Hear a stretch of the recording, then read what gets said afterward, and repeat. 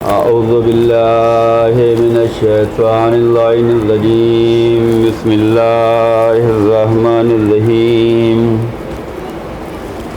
الحمد لله الذي نور قلوبنا بمحبة الحسين وجده وأبي وأمه وأخيه وبني وشية آل محمد والصلاة والسلام على أشرف الأنبياء والمرسلين حبيب إله العالمين بالقاسم محمد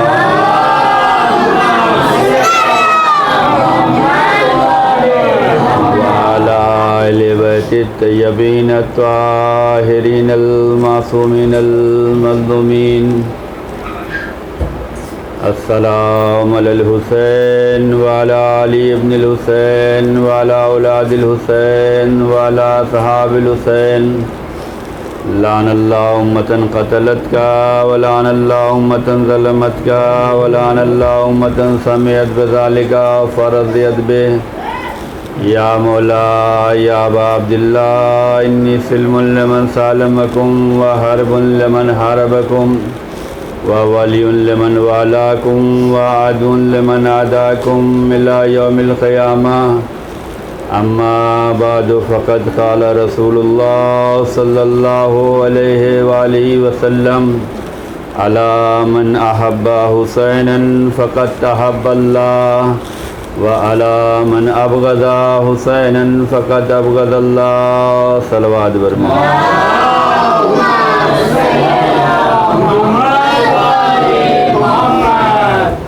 عزیزان گرامی، ارشاد سرور کائنات ہے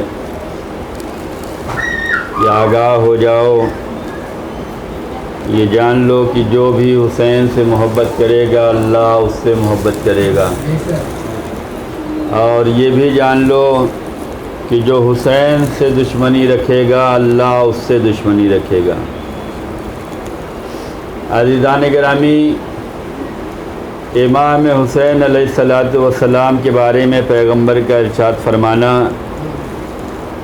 جو کہ پیغمبر اسلام جن کی صداقت اور جن کی امانت پر غیروں نے بھی کلمہ پڑھا ہے اور ان لوگوں نے بھی آپ کو صادق اور امین مانا ہے۔ قرآن کریم نے پیغمبر کی ہر حرکت کو، ہر عمل کو ضمانت دی ہے کہ پیغمبر جو کچھ بھی کرتے ہیں وہ وحی الہی کے اشارے پہ کرتے ہیں۔ پیغمبر کا امام حسین علیہ السلام کے بارے میں فرمانا کہ جو بھی حسین سے محبت کرے گا اللہ اس سے محبت کرے گا، اس میں کوئی شک و شبہ کی گنجائش نہیں ہے۔ اگر اس میں کسی نے شک و شبہ کیا تو اس کا مطلب یہ ہے کہ یہ کفار و مشرکین سے بھی بدتر لوگ ہیں، جو اس بارے میں غور و فکر کریں گے کہ آیا یہ صحیح ہے یا نہیں صحیح ہے۔ اس لیے کہ پیغمبر جو کچھ کہتے تھے وہ سچ ہوتا تھا، اور پیغمبر جو کچھ بتلاتے تھے کفار و مشرکین بھی کہتے تھے کہ ہاں آپ سچ فرما رہے ہیں۔ قرآن کریم نے بھی پیغمبر کے ہر فعل کی ضمانت لی ہے، لہذا اس حدیث کے بارے میں کوئی شک و شبہ کی گنجائش نہیں ہے۔ آپ نے فرمایا جو بھی محبت کرے گا اللہ اس سے محبت کرے گا۔ اب اس جو بھی میں دیکھیں تو الگ الگ درجات ہو سکتے ہیں۔ کچھ وہ ہیں جو ایمان نہیں لائے ہیں لیکن محبت حسین کر رہے ہیں، کچھ وہ ہے جو ایمان کے دائرے میں آ چکے ہیں وہ محبت حسین کر رہے ہیں، کچھ وہ ہے جو عمل خیر کرتے ہیں اور محبت حسین کرتے ہیں، کچھ وہ ہے جو تعلیمات اسلام پہ چل رہے ہیں محبت حسین کر رہے ہیں۔ تو سب کے درجات الگ الگ ہیں۔ جو بھی محبت حسین کرے گا اللہ اس سے محبت کرے گا۔ اب جیسی ہماری محبت ہوگی ویسے ہمیں اس کی جزا ملنے والی ہے۔ تو جو بھی محبت حسین کرے گا اللہ اس سے محبت کرے گا، اور جو بھی دشمنی محمد اور آل محمد کرے گا یا دشمنی حسین کرے گا اللہ اس سے دشمنی کرے گا۔ عزیزان گرامی، کل ہم نے عرض کیا تھا کہ ہمارا محبت کرنا اور ہے، اہل بیت اطہار ہم سے محبت کریں یہ اور ہے۔ شاید وہ واقعات بچوں کے ذہنوں میں ہو سکتا ہے کہ لوگ اس پہ عمل کریں، اس لیے کہ مجلس میں آنا جہاں کمال ہے، مجلس میں بیٹھنا جہاں ثواب رکھتا ہے، مجلس جہاں سننا ثواب رکھتا ہے، وہی مجلس میں سننے کے بعد جو باتیں سمجھ میں آئیں اس پہ عمل کرنا اس سے زیادہ ثواب رکھتا ہے۔ ایک صلوات بر محمد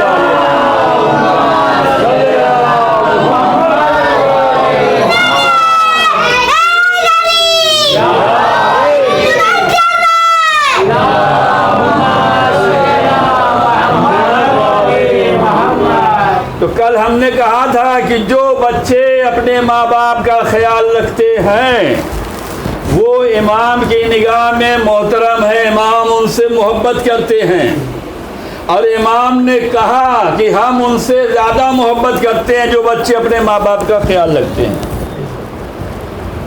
کچھ چیزیں وہ ہیں کہ اگر ہم نے اپنی دنیاوی زندگی میں اس کو اپنا لیا تو اس عمل کے ذریعے سے اہل بیت ہم سے زیادہ محبت کریں گے، جن میں سے ایک ماں باپ کا کہنا ماننا ہے، ماں باپ کا احترام ہے، ماں باپ کی فرمائش کو پورا کرنا ہے، ماں باپ کا خیال رکھنا ہے۔ ایک یہ ہے کہ اگر ہم نے یہ کیا تو اہل بیت ہم سے محبت کریں گے، اور جس سے اہل بیت محبت کرنے لگے اس کی دنیا بھی کامیاب ہے اور آخرت بھی کامیاب ہے۔ بندہ مومن وہی ہے، عزادار وہی ہے جو دین کے ساتھ دنیا بھی کامیاب دیکھنا چاہتا ہے اور دنیا کے ساتھ اپنی آخرت بھی اچھی بنانا چاہتا ہے۔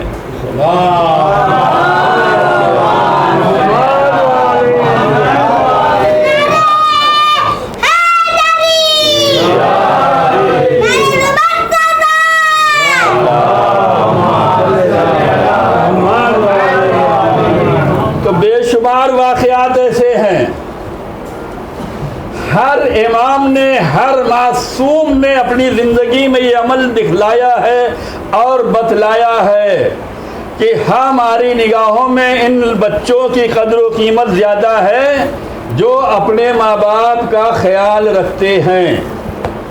ایک واقعہ میں پیش کرنا چاہتا ہوں کہ ایک عالم دین نے خواب دیکھا۔ دیکھیں، جو بچے خدا، رسول اور اہل بیت کی اطاعت و فرما برداری کرتے ہوئے ان کے راستے پہ چلتے ہیں وہ اہل بیت کی نگاہ میں بڑے محترم ہیں۔ ہو سکتا ہے بعض دفعہ جو ہے ہمارے دیکھنے میں بچہ عجیب ہو لیکن وہ عمل میں اور عقیدے میں اور منزلت میں بہت بڑا مقام رکھتا ہو۔ ایک عالم دین نے خواب دیکھا کہ میں حرم امام میں جو ہے کھڑا ہو کر زیارت پڑھ رہا ہوں۔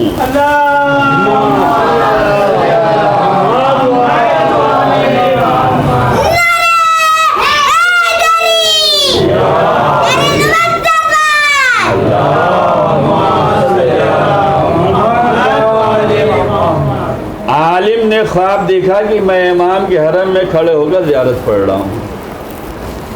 زیارت کیسے پڑھی جاتی ہے؟ نماز کے بعد زیارت پڑھتے ہیں، مجلس کے بعد زیارت پڑھتے ہیں، سونے سے پہلے زیارت پڑھتے ہیں، صبح اٹھنے کے بعد مولا کو سلام کرتے ہیں، وہ بھی زیارت ہے۔ جب دل چاہے زیارت، جب امام حسین علیہ السلام کی یاد آئے تو زیارت پڑھ لیں، اور یہ وہ ایام ہیں جس میں ہمیں ہر وقت امام کو یاد رکھنا ہے۔ اور ان ایام میں یہ تو ہمیشہ ہونا چاہیے کہ جب ہم پانی پئیں تو امام کو یاد کریں، لیکن ان ایام میں ہمیں یہ کام زیادہ کرنا چاہیے۔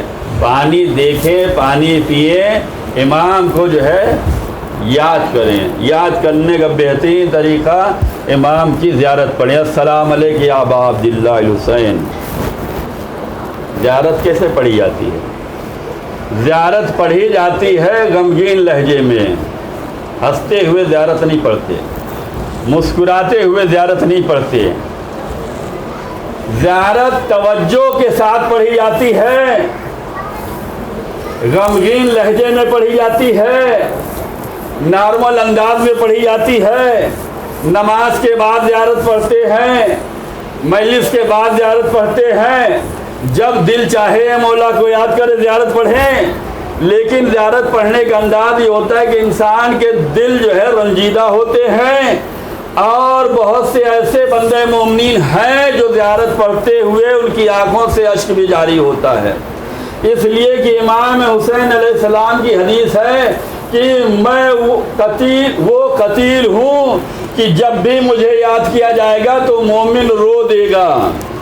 انا قتیل الابرار لا یذکر المؤمن الا البکا، مجھے رولا رولا کے شہید کیا گیا ہے، جب بندے مومن مجھے یاد کرے گا تو رو دے گا۔ زیارت امام کو یاد کرنا ہے۔ بہت سے ایسے بزرگان ہیں، مومنین ہیں، نوجوان ہیں جو زیارت پڑھتے ہوئے ان کی آنکھوں سے آنسو آتے ہیں۔ عالم نے خواب میں دیکھا میں حرم امام میں ہوں اور زیارت پڑھ رہا ہوں، ایسے میں دیکھا ایک نوجوان حرم امام میں داخل ہوا اور وہ مسکراتے ہوئے السلام علیکم یا ابا عبداللہ الحسین پڑھ رہا ہے۔ وہ عمل میں بتلا رہا ہوں، محبت جو حسین سے کرے گا اللہ اس سے محبت کرے گا۔ ہم محبت حسین میں ہیں، ہم محبت حسین رکھتے ہیں، ہم اہل بیت سے محبت کرتے ہیں، ہم امام حسین سے محبت رکھتے ہیں، ہم عزاداری سے محبت رکھتے ہیں، ہم مجلس سے محبت رکھتے ہیں، ہم فرش عزا سے محبت رکھتے ہیں، ہم ماتم سے محبت کرتے ہیں، ہمیں گریے سے محبت ہے، ہمیں عزاداری سے محبت ہے۔ محبت کے تقاضے ہوتے ہیں، ہمارا محبت کرنا اور ہے، ان کا ہم سے محبت کرنا اور ہے۔ وہ عمل بتلا رہا ہوں جس سے اہل بیت زیادہ محبت کرتے ہیں۔ عالم نے خواب میں دیکھا کہ میں زیارت پڑھ رہا ہوں اور میں غمگین لہجے میں مولا کی زیارت پڑھ رہا ہوں، مولا کو یاد کر رہا ہوں۔ ایسے میں ایک نوجوان داخل ہوا اور مسکراتے ہوئے مولا کو سلام کر رہا ہے، زیارت پڑھ رہا ہے۔ عالم حیران ہوئے، یہ کون سا نوجوان ہے جو مسکراتے ہوئے امام کو سلام کر رہا ہے؟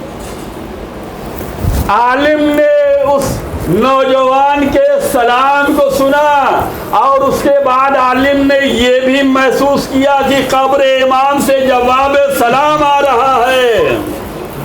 ہم نے زیارت پڑھی، آپ نے زیارت پڑھی، نماز کے بعد پڑھی، مجلس کے بعد پڑھی، کیا کبھی ہم نے یہ محسوس کیا یا کوشش کی کہ اس کا سلام کا جواب آ جائے؟ کیا کبھی ہم نے کوشش کی؟ ہم تو نماز کے بعد اتنی جلدی میں رہتے ہیں کہ بس ادھر جمعے کی نماز ختم ہو فوراً ہم باہر ملیں۔ کبھی اجتماعی طور پہ زیارت پڑھنے کی زیادہ تر لوگ کوشش نہیں کرتے۔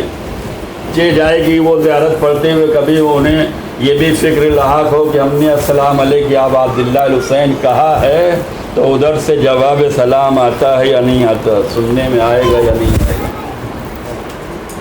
عالم نے اس نوجوان کے مسکراتے ہوئے سلام کو بھی دیکھا اور قبر امام سے جو ہے جواب سلام کو بھی سنا۔ جب عالم خواب سے بیدار ہوئے تو بڑے کشمکش میں تھے کہ آخر یہ نوجوان کون سا ہے جو اس رتبے پہ ہے، اس درجے پہ ہے، اس فضیلت پہ ہے کہ وہ امام کو سلام کرتا ہے اور امام اس کے سلام کا جواب دیتے ہیں۔ عالم بے چینی کی زندگی گزار رہے تھے کہ شب جمعہ حرم امام میں گئے اور زیارت امام کر رہے تھے کہ دیکھا وہی نوجوان جسے خواب میں دیکھا تھا حرم امام میں مسکراتے ہوئے، شان و شوکت کے ساتھ، بڑی خوش مزاجی کے ساتھ مسکراتے ہوئے قبر امام سے قریب ہو رہا ہے اور مسکراتے ہوئے السلام علیکم یا ابا عبداللہ الحسین پڑھ رہا ہے۔ عالم خواب میں جس کو دیکھا تھا اس کو حقیقت میں دیکھ رہے، اس کے قریب پہنچے، کہا اے نوجوان مجھے تجھ سے کچھ سوال کرنا ہے۔ ہم لوگ زیارت پڑھتے ہیں تو روتے ہوئے غمگین لہجے میں پڑھتے ہیں، ہم نے خواب میں بھی دیکھا ہے اور تمہیں حقیقت میں بھی دیکھ رہے ہیں کہ تم جب مولا کی زیارت پڑھتے ہو تو مسکراتے ہوئے پڑھتے ہو۔ کون سا ایسا عمل ہے؟ کتنی نمازیں تم نے پڑھ لی، کتنے روزے رکھ لیے، کتنے حج کر لیے؟ آدمی یہی سوچتا ہے نا کہ زیادہ نمازیں پڑھ لی، زیادہ روزہ رکھ لیا، زیادہ حج کر لیا، یہ کامیابی کی ضمانت نہیں ہے۔ وقت پہ نماز پڑھنا، ہمیشہ پڑھنا، وقت پہ روزہ رکھنا، ہمیشہ رکھنا، وقت پہ بجا لائے جانے والا عمل قابل قبول ہے، لیکن ہر عمل اپنا درجہ رکھتا ہے۔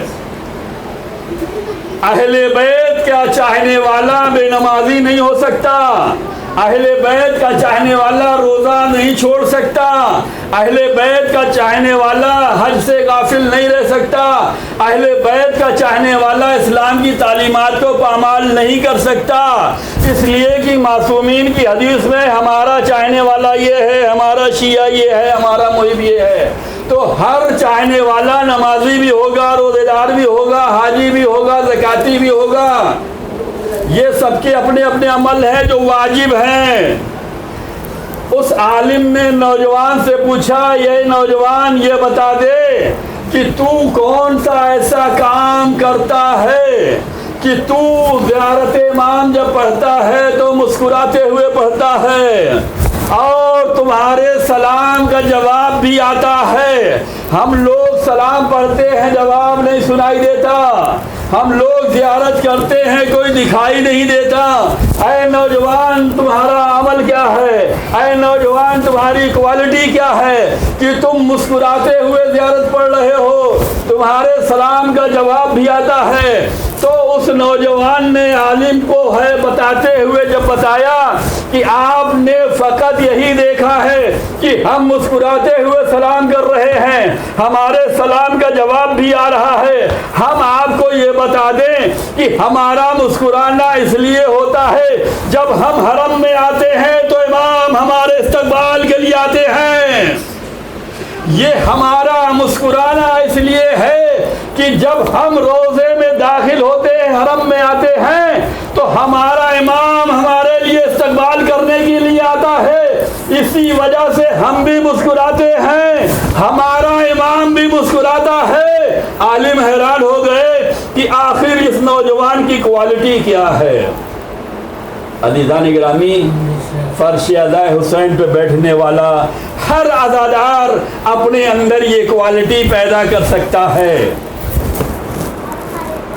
ہر عزادار، ہر مجلس کرنے والا، ہر ماتم میں شریک ہونے والا، ہر عزادار اس کوالٹی کو اپنے اندر پیدا کر سکتا ہے۔ یہ کوالٹی اگر آ گئی تو امام تمہارے سلام کا جواب بھی دیں گے، امام تمہارے استقبال کے لیے بھی آئیں گے۔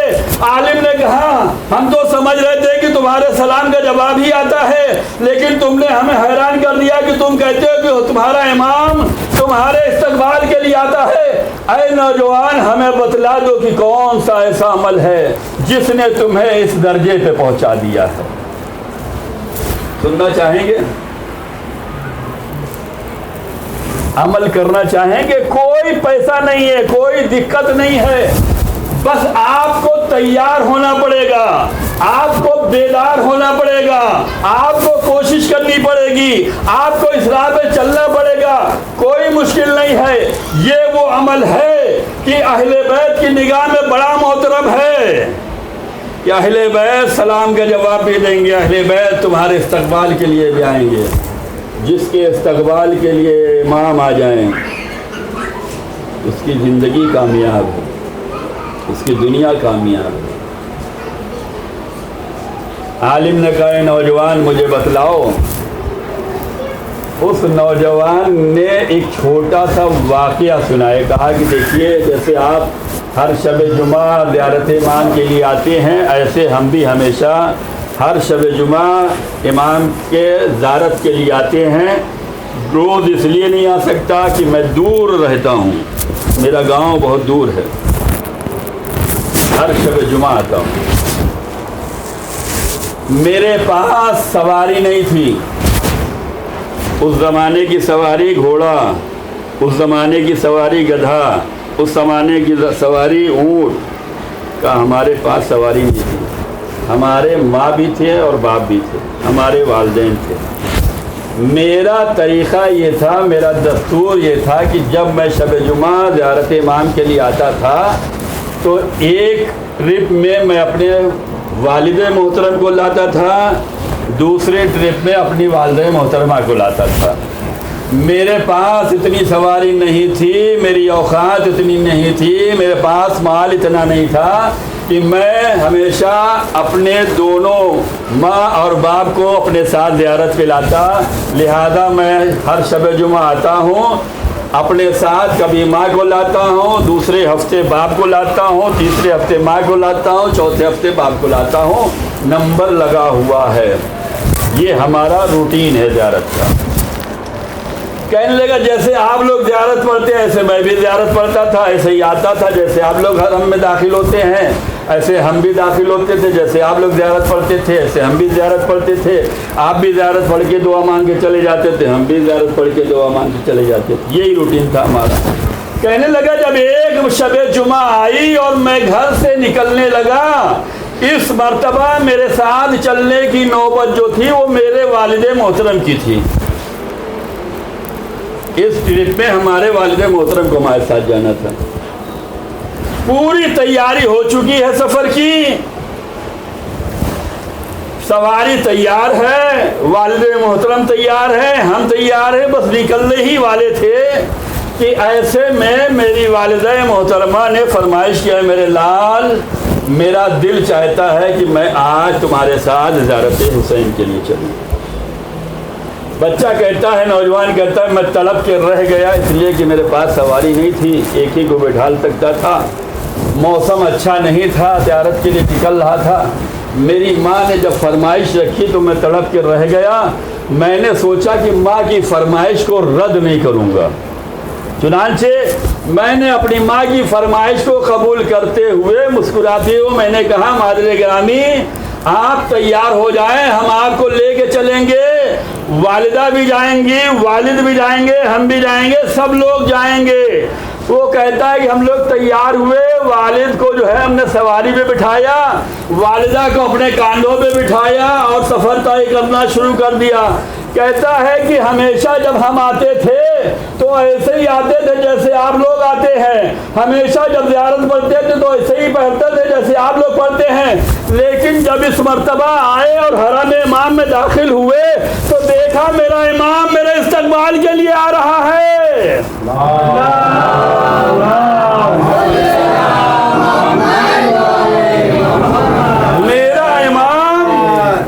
मेरा इमाम मेरे इस्तकबाल के लिए आया। इधर से इमाम मुस्कुरा रहे थे, इधर से मैं मुस्कुरा रहा था।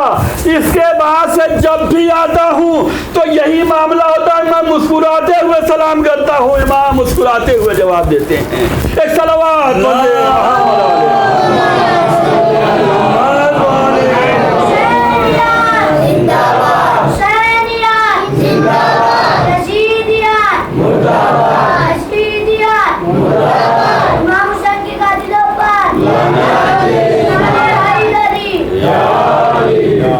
गिरामी, माँ बाप को राजी रखना, उनकी ख्वाहिशों को पूरा करना, ये वो अमल है जो खुशनुदिये इमाम का सबब है। इमाम उन औलाद से ज़्यादा मोहब्बत करते हैं जो अपने माँ बाप का ख्याल रखते हैं। आज का नौजवान होता तो क्या करता? आज के नौजवान जो शादीशुदा है वो इन कैफियत से ज़रूर गुजरते हैं। एक तरफ माँ की फरमाइश है, दूसरी तरफ बीवी की फरमाइश है। जिसने पाल कर इतना बड़ा किया, शादी के बाद बच्चे बदल जाते हैं और माँ तड़पती रहती है। लोग कहते हैं मैं घर अपना खुशहाल रखना चाहता हूँ, माँ की मानूंगा तो बीवी नाराज़ हो जाएगी और बीवी की मानूंगा तो माँ नाराज़ हो जाएगी। मुश्किल कुशा के चाहने वालों, मुश्किलों में घबराया ना करो, बल्कि मुश्किल कुशा को पुकारा करो। मुश्किल कुशाई यही है कि माँ बाप को कभी ना छोड़ना और अपनी ज़ौजा का भी ख्याल रखना। एक सलावत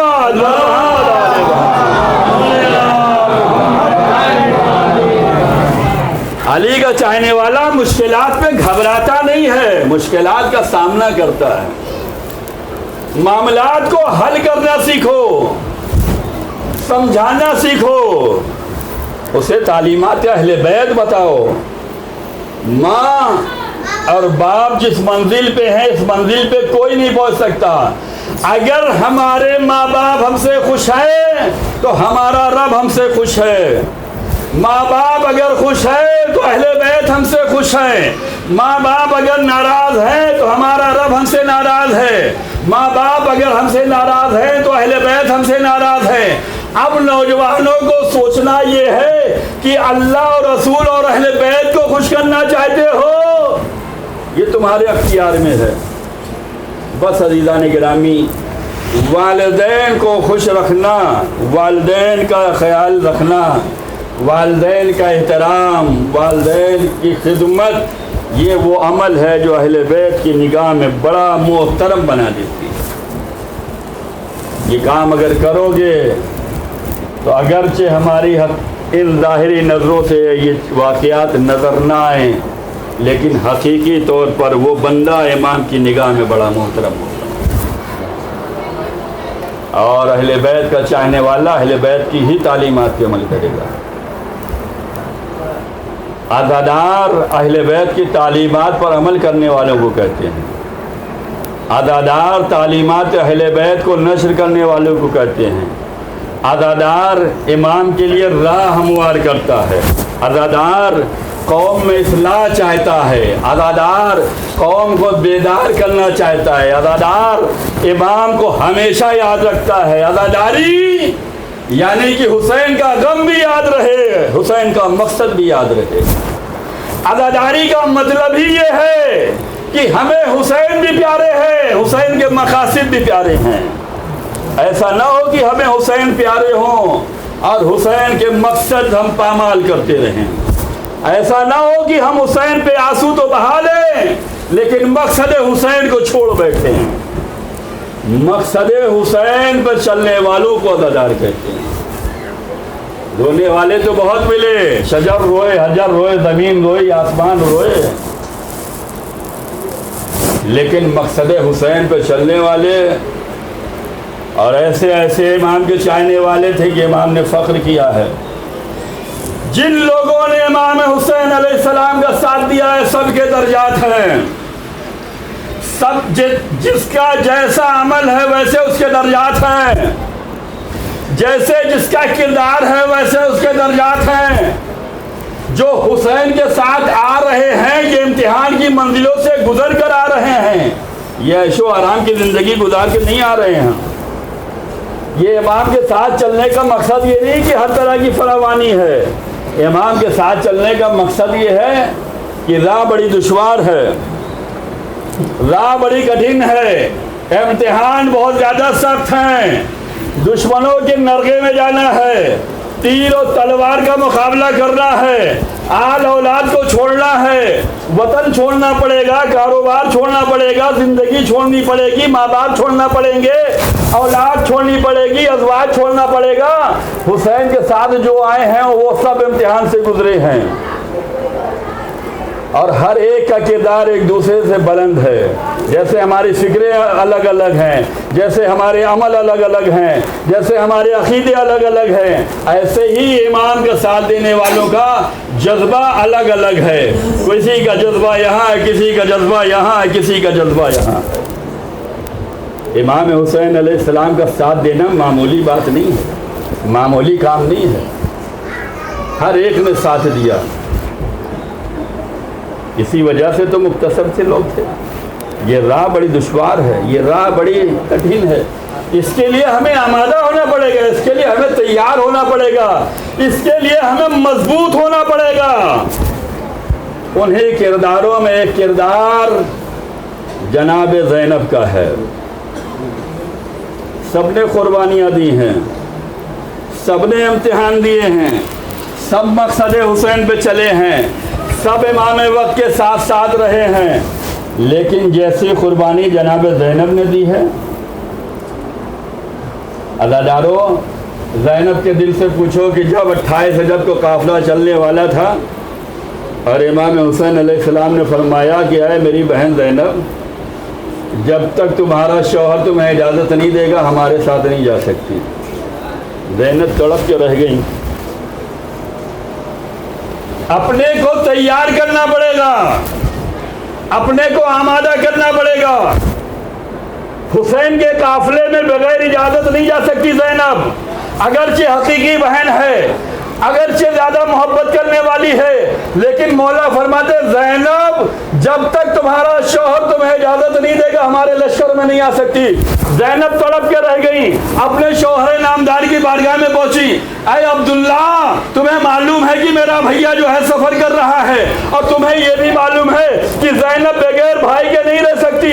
اے عبداللہ، مجھے اجازت دے دو کہ میں اپنے بھائی کے ساتھ کربلا کے میدان میں جاؤں۔ اے عبداللہ، اتنا یاد رکھنا، اگر تم نے اجازت نہ دی تو زینب نہ جائے گی، لیکن اتنا یاد رکھنا کہ زینب زندہ بھی نہیں رہ سکتی۔